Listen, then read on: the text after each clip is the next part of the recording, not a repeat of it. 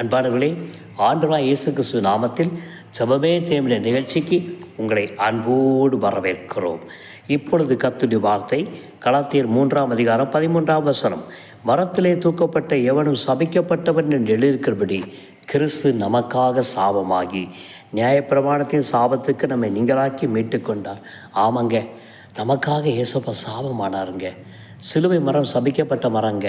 கொலை தண்டனை கைதிக்கான மரண கொடுக்கக்கூடிய ஒரு இடம்தாங்க சிலுவை மரம்.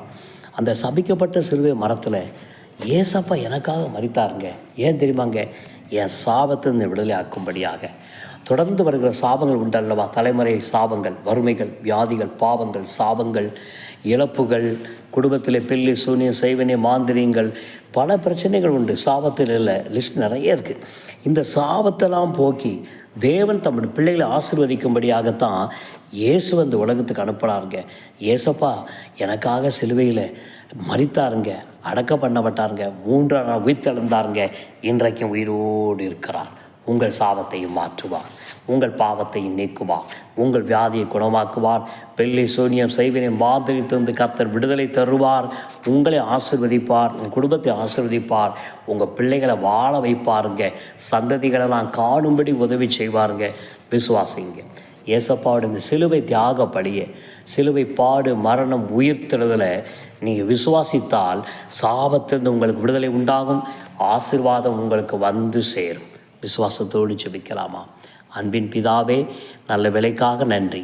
ஏசப்பா, சிலுவையில் எனக்காக சாபமாகி சாபத்திலிருந்து என்னை மீட்டு கொண்டதுக்காக நன்றி செலுத்துகிறோம் தகப்பனே. யாரெல்லாம் உடைய சிலுவை தியாக பலியை, இயேசப்பாவின் பாடுகள், மரணங்கள், உயிர்த்தெழுதலை விசுவாசிக்கிறார்களோ அவள் ஒவ்வொருடைய வாழ்வில் இருக்கிற சாபங்களை நீக்கி ஆண்டவர் விடுதலை தாங்க, ஆசீர்வதிங்க. பாவங்களை நீக்குங்க, சாபங்களை நீக்குங்க, வியாதிகளை நீக்குங்க, மரண பயங்களை நீக்குங்க.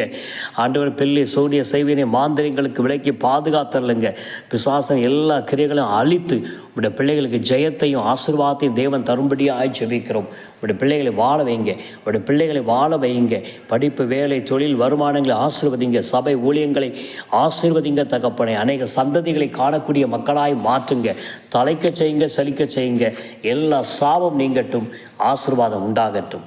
இயேசுவின் நாமத்தில் ஜெபிக்கிறோம் பிதாவே, ஆமேன். கர்த்தர் உங்களை ஆசீர்வதிப்பார், உங்கள் சாபத்தை மாற்றி உங்களை வாழ வைப்பார், உங்களை ஆசீர்வதிப்பார். God bless you. Thank you.